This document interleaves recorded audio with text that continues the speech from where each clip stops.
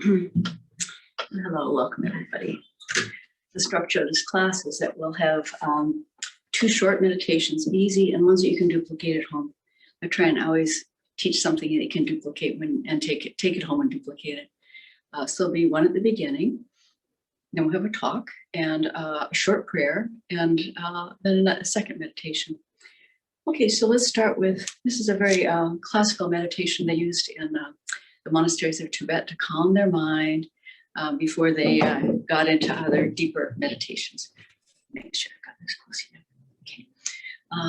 enough. Okay. So begins by watching your breath. Every meditation, it's really helpful to begin by watching your breath. We focus on the slight sensation as it comes in and out of your body at the tip of your nose. So just focus for a few moments on that slight sensation.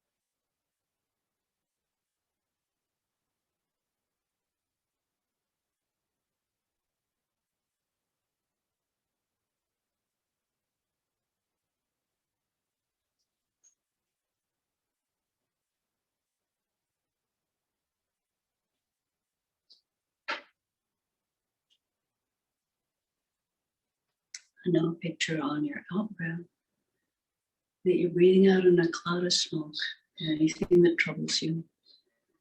Just feel that you can open your heart. Just release it, any thoughts or feelings that you don't like.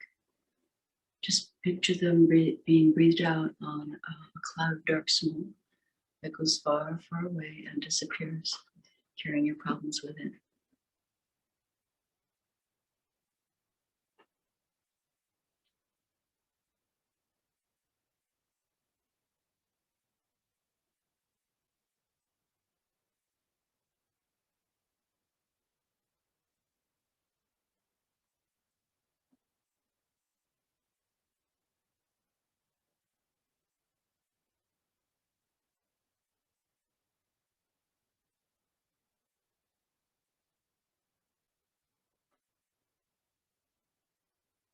All your worries disappearing.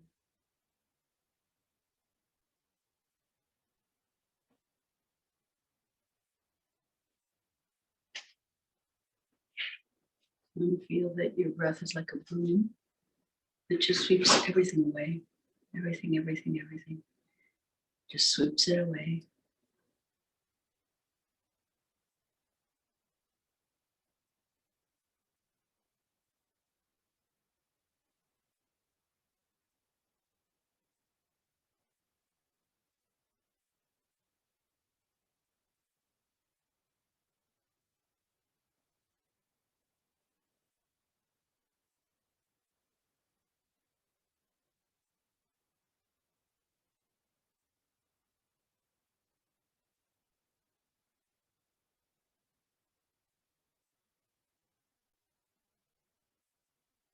And let yourself feel a bit happy that you're letting go of those old things that worried you. Just picture them going out with every out breath.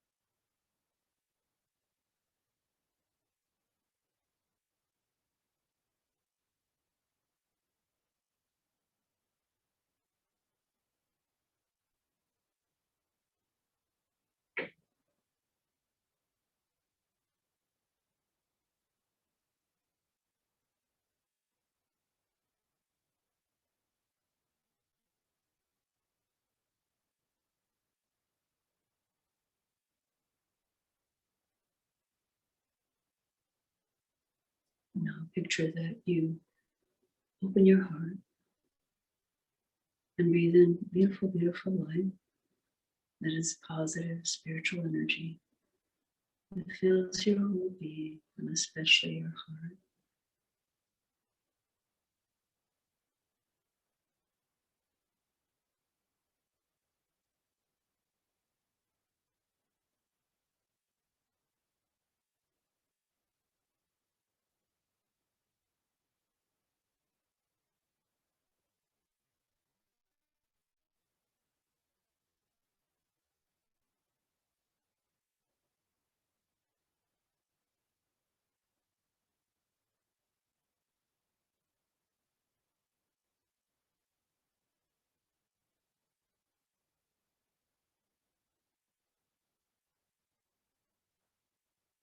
And let yourself welcome that positive energy filling your heart.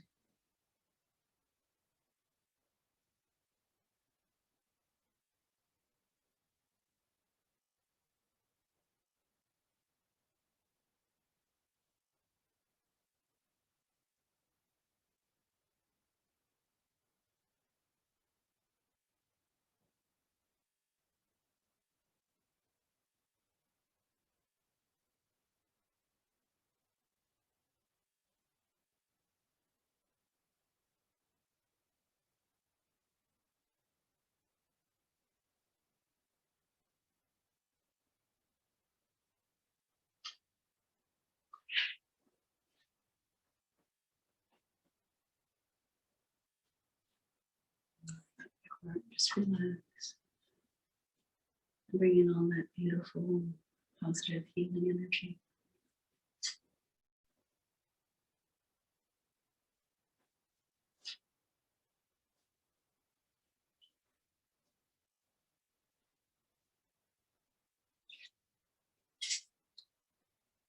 And you can feel that you are letting your heart heal.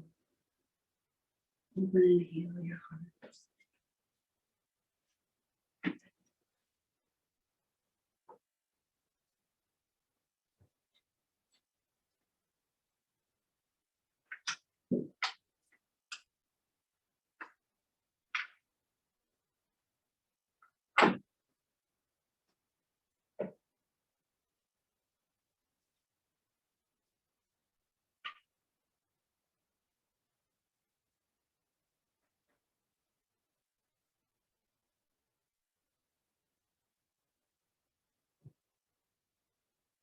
And allow yourself to feel a quiet happiness as you meditate.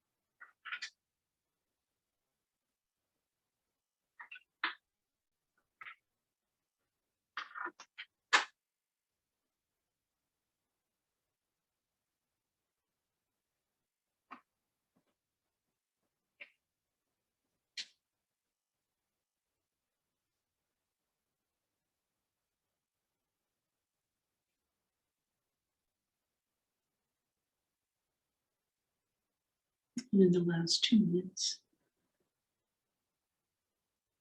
just let yourself feel happy that you're meditating.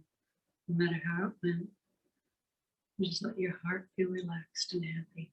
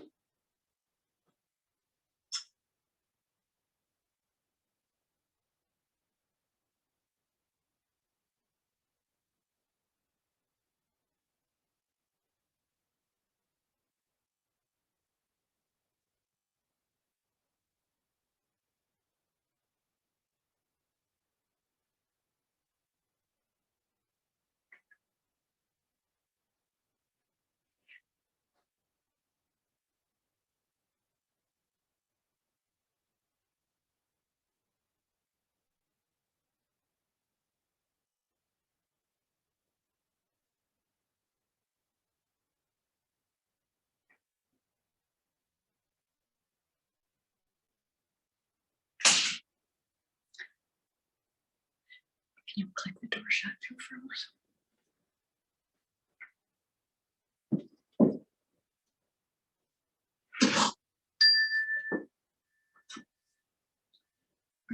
Our door easily blows open in the wind. Thank you.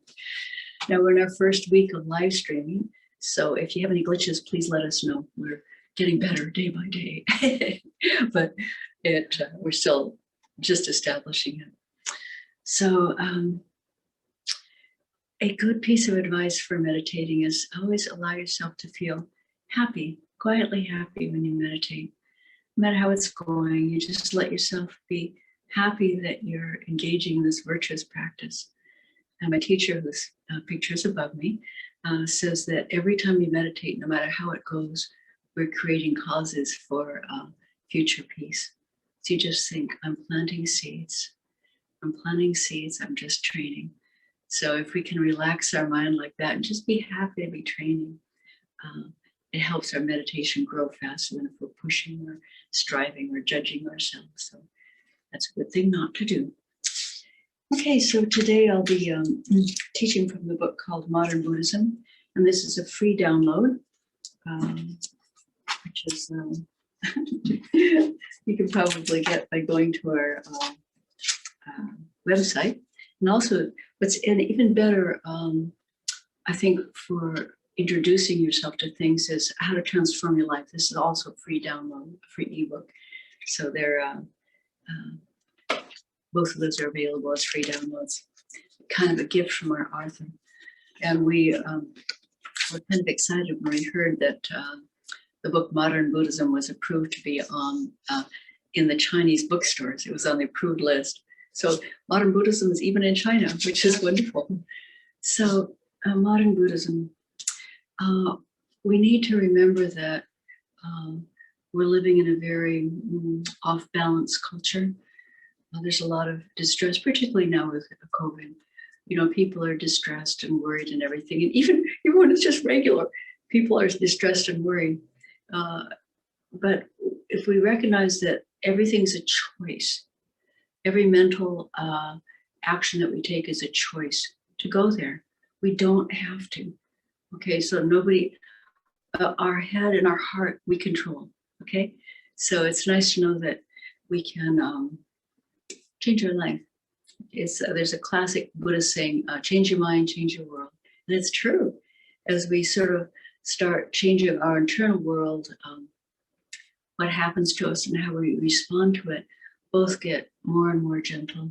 That's really quite lovely. So a little quote on modern technology.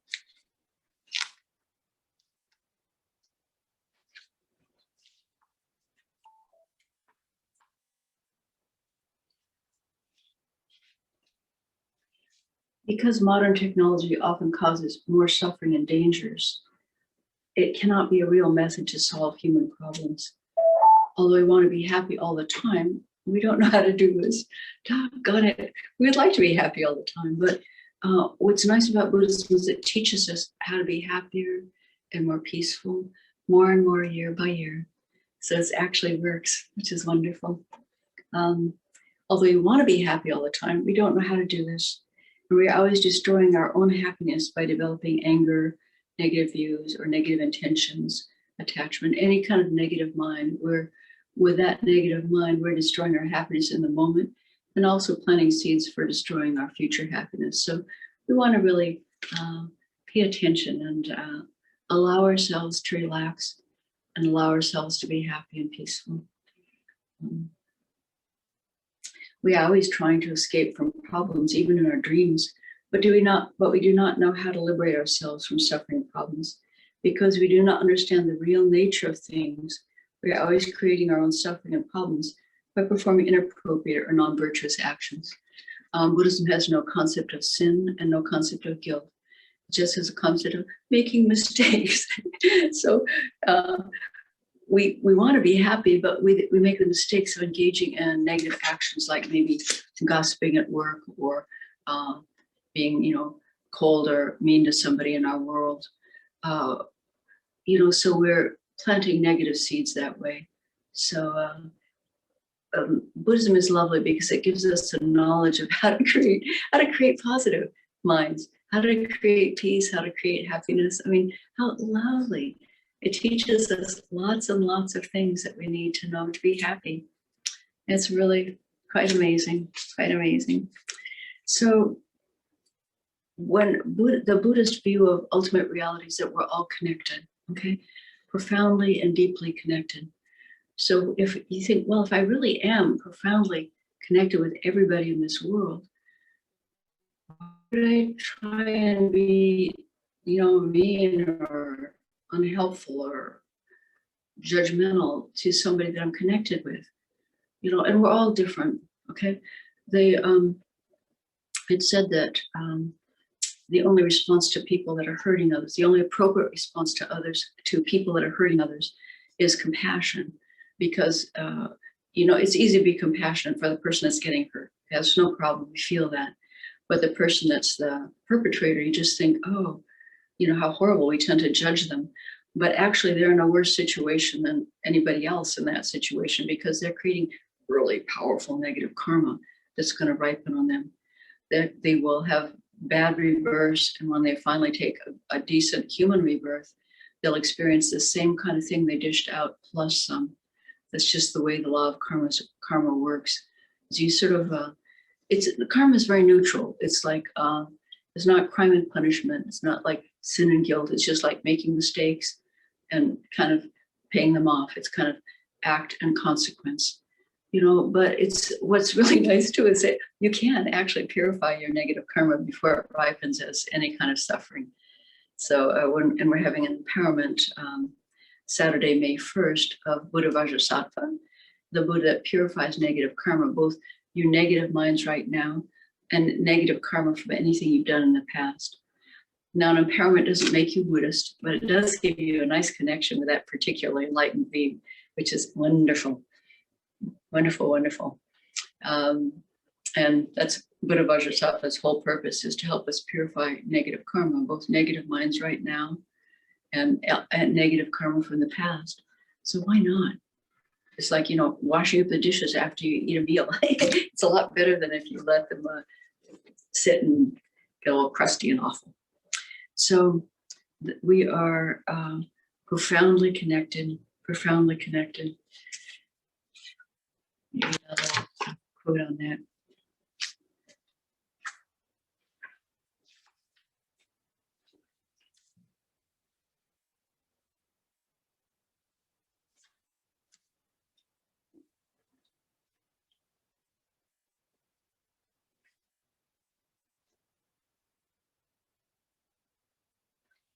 So looking at reality, it's rather fluid. It's all connected and it keeps changing and it's fluid, which means everything can change. Buddha said all phenomena are like illusions. There are many different types of illusions, such as mirages, rainbows, or drug-induced hallucinations.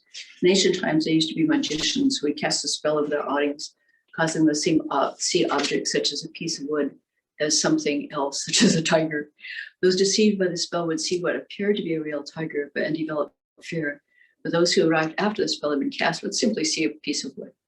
What all illusions have in common is the way they appear do not coincide with the way they exist. So we just think we aren't always seeing reality accurately, particularly when our minds get negative or anxious or fearful or angry.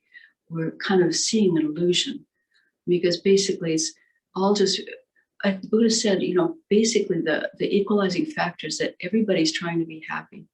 Everybody wants to avoid suffering. Everybody wants to be happy. So if you think that way, it's kind of the equalizing factor, all beings. And sometimes people are trying to be happy in very mistaken ways.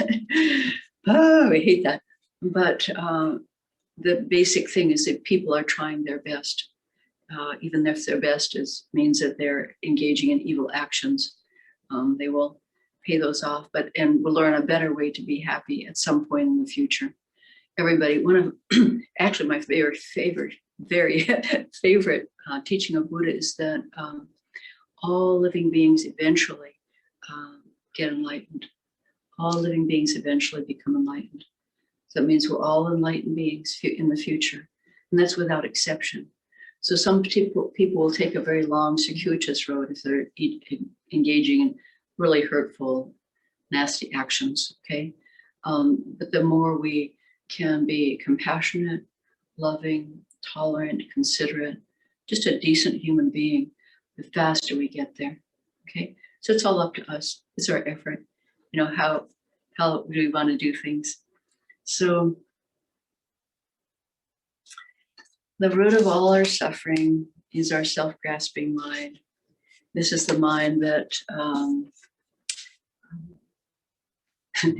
thinks we're such a big deal, okay?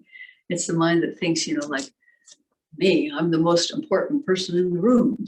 And what I want is the most important thing that anybody should be paying attention to. You know, and we don't do this because we're stupid or we're bad people or anything. It's just that we're so used to thinking of ourselves kind of first. And if you just notice throughout the day, do a little experiment, how often you're thinking of yourself, like whether you're, you know, happy at that moment or not so happy, or whether things are going your way or not going your way. Just examine it, like whether that really works or not, whether that really, we find the more that we can pay attention to other people, the happier our relationships become and the happier we become. Because the more that we're shining our love out on other people, the less energy we have to be unhappy. How nice. Less energy we have to be unhappy. So we want to just understand that we're creating our own suffering, which is quite amazing. The root of attachment and any negative mind and all our suffering is self-grasping ignorance. Ignorance about the way things actually exist. We aren't realizing that everything's connected and we aren't more important than anybody else. Buddha says every single being is equally important. Some people may be making bad decisions and creating a bad life for themselves and for others. Other people will be doing well, but everybody essentially, if you get down to the core of every living being, everybody's equal, which is really nice. So Buddha's teachings help us to recognize that kind of selfish mind and to just change to more love, a more loving mind. If you ever wanted more love in your life, well, the way we get more love in our life is by being more loving. So it's a simple recipe. Buddhism tells us how to do that. Now, we do, what will help us is if we can distinguish between outer and inner problems, because this trips us up a lot and we get really negative about things because we don't quite understand the nature of things. It's a shame that we trip ourselves up, but we do. So if we distinguish between outer problems and inner problems, then we start to get things settled down. We start to get things so that we can understand them in a reasonable way. We don't get upset about so many things. Outer problems, inner problems are not the same. So say, in reality, say pretend our car breaks down, which of course happens periodically. The car's problem is an outer problem, and our problem, which is our own unpleasant feelings, is an inner problem. These two problems are completely different, okay? We need to solve the car's problem by repairing it. We just take it to a mechanic. Take it to the mechanic, pull out our credit card, and the car will get fixed. So we need to solve the car's problem by repairing it, outer problem. And we need to solve our own problem by controlling our attachment to the car. Like people just get so upset about their cars easily. And I think particularly men can do this. I know I was married before I was ordained. And the worst car story I ever heard was my then husband bought a brand new rabbit, diesel rabbit. And as he was driving it out of the car lot, the engine burst into flames. Needless to say, he was very upset. And they did repair it and fix it up. But it was just sort of the classic, the car teasing you sort of problem, So if we can distinguish between outer and inner problems, Then we just work on the inner problems, okay? We do what we can about the outer things, but sometimes we can't fix things. You know, that's sort of the poignancy of living in a very mixed world. We can't always make the outside behave. You know, it's going to do what it does. But we can adjust our own inner feelings. We can adjust our own inner feelings so that we can be peaceful about it. You know, like some people can just say, well, it's the car. I know a good piece of advice I got is just save some money every month, $50, $100 or something. And then when your car does break down, you've got it right in your car account. So, and then you don't have to be upset because you've sort of thought ahead about that outer problem of car repairs instead of pretending that it's not going to happen. Just save something every month, and then you don't have to be upset about it. Even if we keep solving the car's problems, if we're unable to control our attachment to the car, we'll probably experience new problems related to the car. It's the same with our house, our money, our relationships, and so forth. Due to mistakenly believing that outer problems are their own problems, most people seek ultimate refuge in the wrong objects. We seek refuge in our bank account or our partner or our job. And these things can all change. You know, a friend of mine lost $30,000 in a day when the stock market fell. We don't know what's going to happen. You know, but if we can have a calm and peaceful mind about whatever happens, that's the best. That's totally the best. So due to mistakenly believing that outer problems are their own problems, most people seek ultimate refuge in the wrong objects. As a result, their sufferings and problems never end. So if we're always thinking that we're going to be valid if we have a good job title, what happens if we get fired? You know, really often people just take a nosedive when they get fired. And it can happen. A lot of jobs are being lost right now. So if we put our sense of value in outer things, if we depend too much on them, we're making ourselves really vulnerable because the outer things can change. How poignant, you know, something that you really depended on goes away instantly. I read a book, The Good Earth, about Chinese culture, and you know, farmer doing really well, happy little life, and then a famine comes, a drought comes, and that causes the crops not to grow, and he had to, you know, migrate to the city to try and find some kind of work sweeping streets, you know, and he was a wealthy farmer, and everything came out okay at the end. He did come back to his little farm, all was well, but it's an example of how things can change in an instant, okay? So we want to just not be so vulnerable, because why be vulnerable if you don't have to?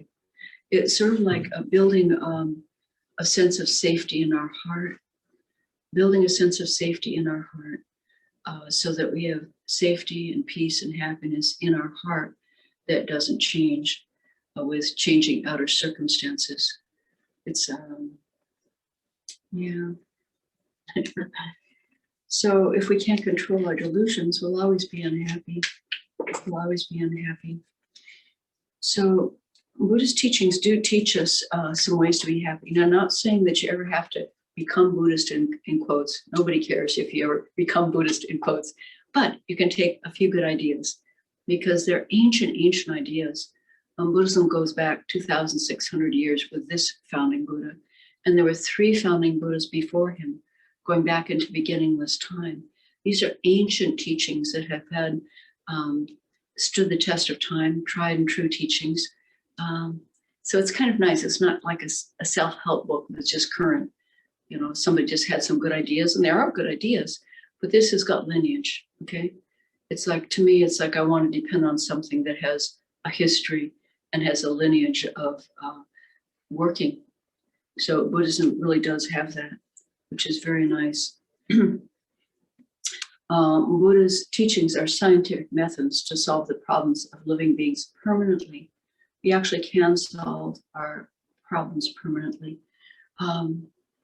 And when I first heard this idea, scientific methods, oh, come on, you know, this is going too far.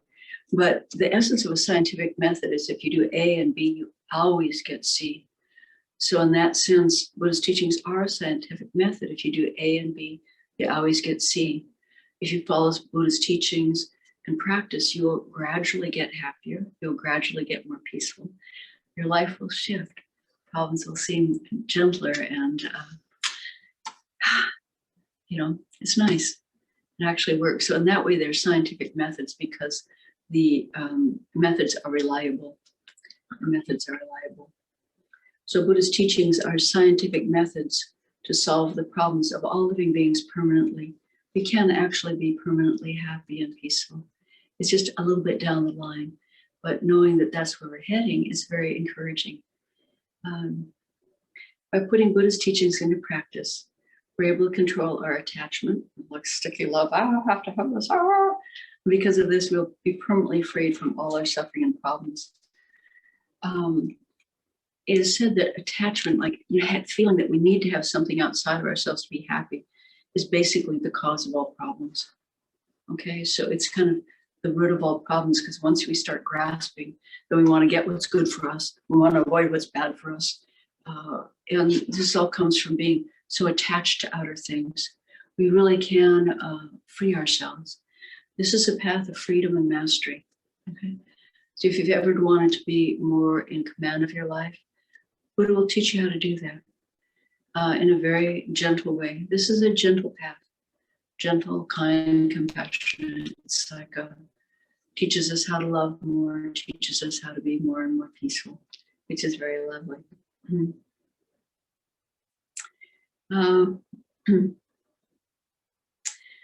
From this alone, we can understand how precious and important, how useful Buddhist teachings are. As mentioned above, because all our problems come from attachment, that kind of have to have kind of feeling. And there's no better method to control attachment other than Buddhist teachings. It's clear that Buddhist teachings are an actual method to solve our daily problems. And not to say that Buddhist teachings are the only way. Buddha himself said that enlightened beings are born in every religious tradition to serve as teachers. So, I'm not saying at all this is the only right way. I'm just saying it's a really good way and it really works. So it's very practical. This particular tradition is very practical. It aims to give Buddhist teachings in such a way that we can use them in our daily life. So that we can use them when we're starting to get angry, when we're starting to get sad, when we lose something that we didn't want to lose. It teaches us ways to deal with that. So it's Buddhist teachings how to teach us how to overcome adversity and how to turn difficulties into a way of practicing. So it's not like you're hoping nothing bad ever happens to you, although I hope nothing bad ever happens to you, but you'll probably be the only person in the world that nothing bad ever happened to. But Buddhist teaching says, bad stuff will happen, but you don't have to get upset about it. You don't have to be sad. You don't have to let it ruin your life. Things happen and we take it as training opportunities. Everything that happens in our life, we take as a training opportunity, which is very, very lovely. So let's have a moment then. We'll say the Liberating Prayer. We'll play it. And then I'll just make a few comments on it because it's such a beautiful prayer. It's really a nice one. Oh, blessed one,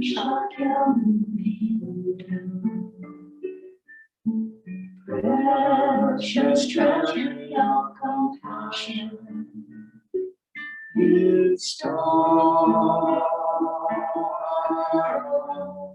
supreme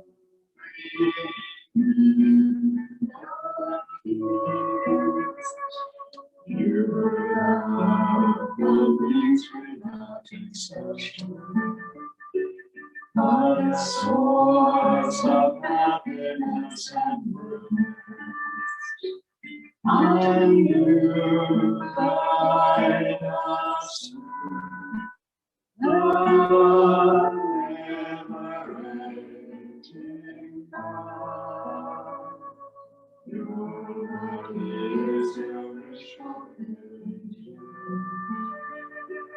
Your speech is supreme, purifying nectar. And your life is refuge for all beings.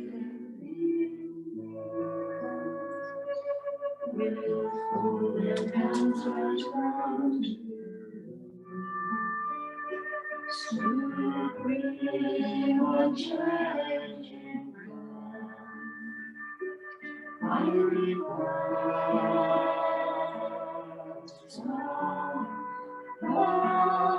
abundance of my heart. Please give me the light of your wisdom to dispel the darkness of my mind.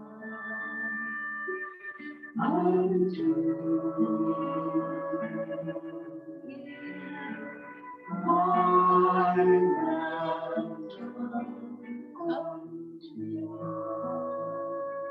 please nourish me with your words, that I in turn may nourish all beings with a long-speaking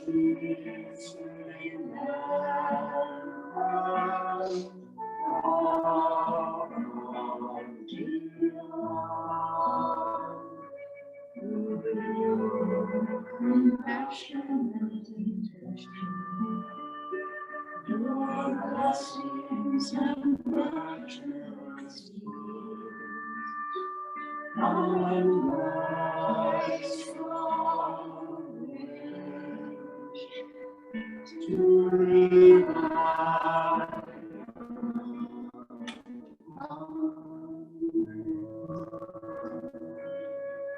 your suffering quickly cease, and all happiness and joy be fulfilled. Amen.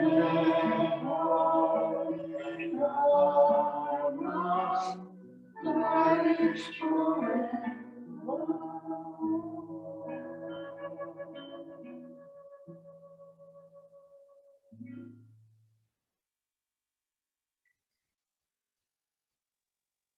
This prayer says so many lovely things.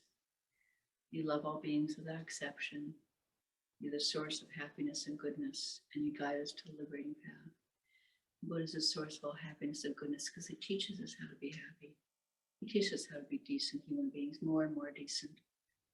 And he guides us to the path that liberates us from suffering, from difficulties, so that our mind can, little by little, become more happy, more peaceful. That's very nice. Please give me the light of your wisdom to dispel the darkness of my mind and to heal my mental continuum. Buddha's teachings and meditation will heal your mental continuum, which is lovely. It's just bringing in the light, dispels the darkness. We're relaxing our way out of pain and suffering. So, okay, so we'll begin our second meditation by watching our breath. This is always a good way to begin a meditation because it calms the mind. As the breath slows down, the mind automatically slows down. So concentrate on the sense of the sensation as the breath comes in and out of your body at the tip of your nose.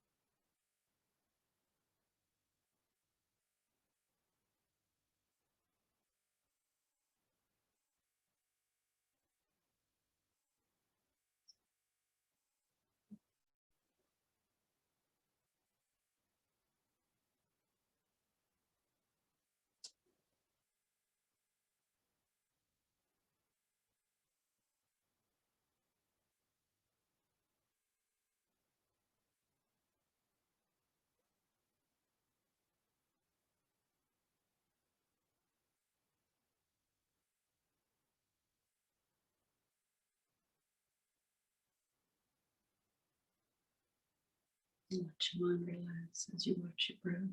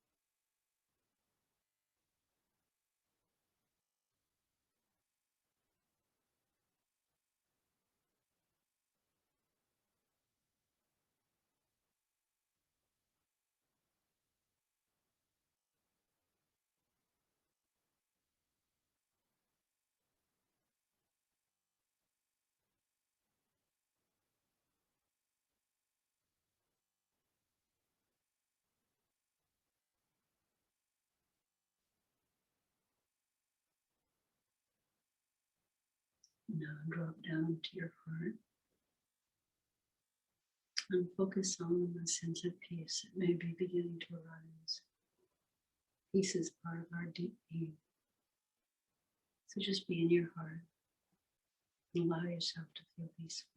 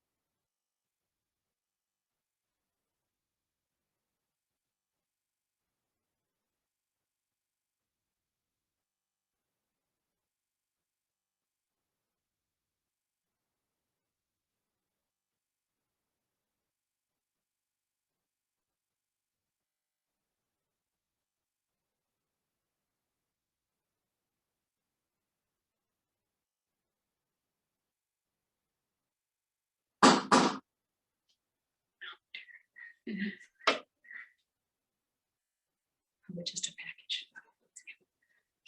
Intention not to let you know. Oh, but somebody is lurking around. Did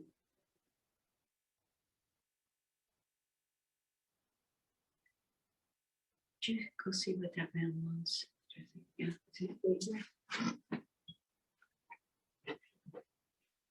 Okay, so focusing in our heart, focusing on peacefulness.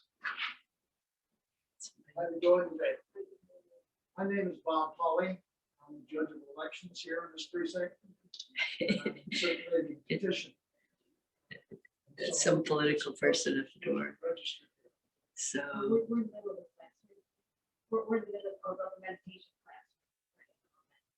Can you just tell me if any of these people live here? Eric Richardson, Susan Posa, Eric Posa, Emily Cole, or James Biggs. Emily Cole does. It's Emily Cole. Yeah. She's the only one. Yep. Mhm. Okay. She involved in this. Yeah, she's teaching the class. Yeah. What time did that go? It's over about 10 minutes. All right, thank you. So politics intrudes into our class. Thank you, Hope. Sorry. It's kind of awkward if I do that. So politics is part of our life. And I think an important thing with politics to remember is to not let ourselves go into hate or adversarial nature about politics. Because there's always a different side and many different sides. And if we can restrain ourselves from hating our political opponents, that helps the general energy in the world. Thank goodness. So let's go down again to our heart and connect with a feeling of peacefulness.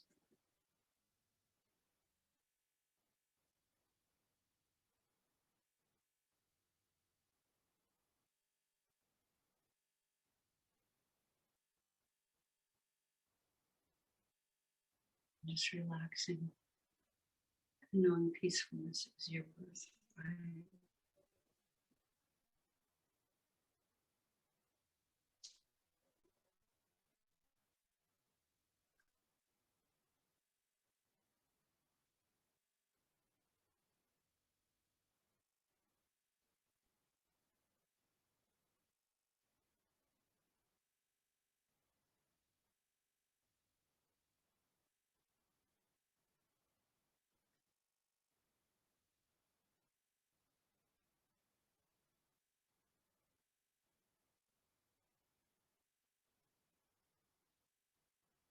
Just relaxing our mind, relaxing our heart, and letting ourselves feel our natural peace.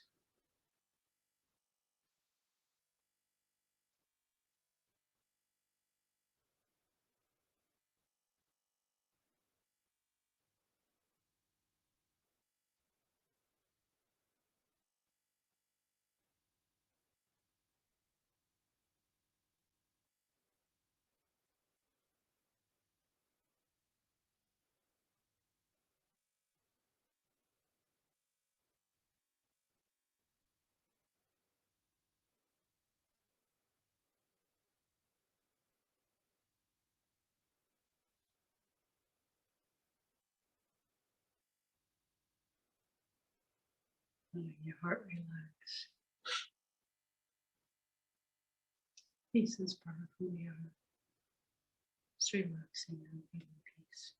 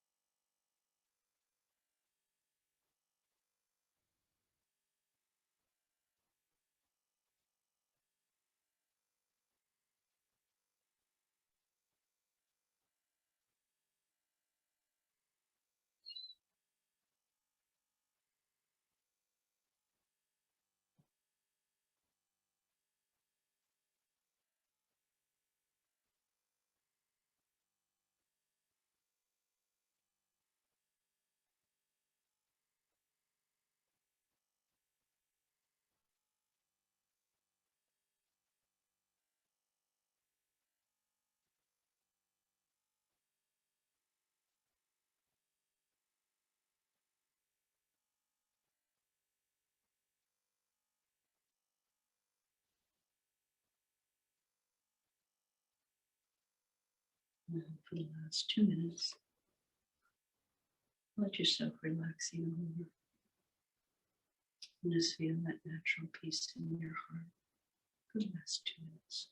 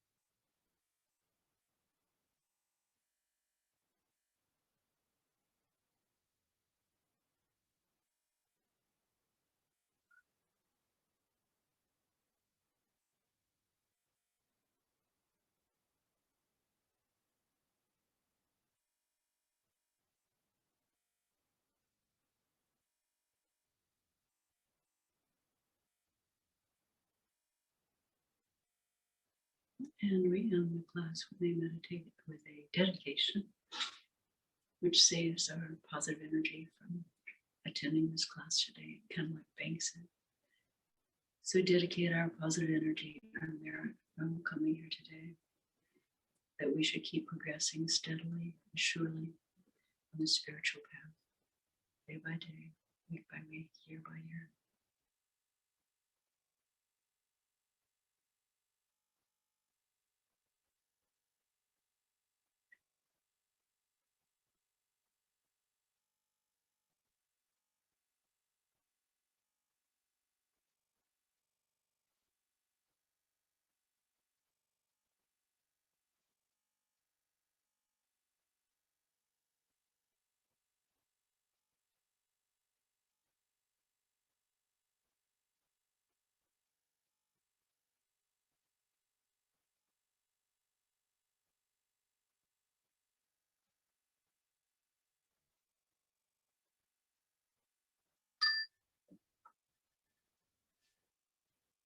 Okay, well, thank you very much for attending. And those of you that are attending live stream, please let us know of any technical issues. It's our first week of getting live stream up and running. Empowerment of Buddha Vajrasattva, May 1st, which helps purify our negative minds and negative karma. I think that's the only big upcoming thing.